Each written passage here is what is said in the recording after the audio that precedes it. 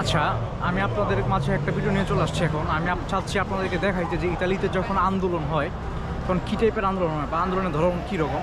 আমার পিছনে যে দেখতে পাচ্ছেন লাইন ধরে দাঁড়িয়ে আছে তারা হচ্ছে কারাবিনেরই, ওয়ান কাইন্ড অফ বাংলাদেশের র্যাবদের মতো।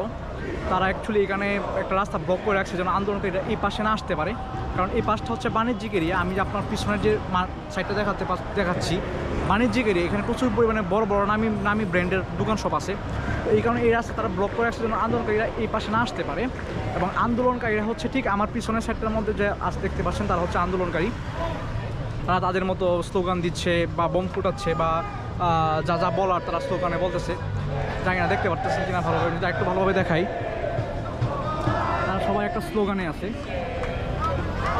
পিছনে ঠিক এই জায়গার মধ্যে ফিলিস্তিনির কথা বলাচ্ছে। তাদের হচ্ছে যে আমার কাছে এটা মনে হচ্ছে শ্রমিক কিছু একটা বিষয় নিয়ে তারা স্লোগানে আছে, আন্দোলন করতেছে, তাদের দাবি দাবা।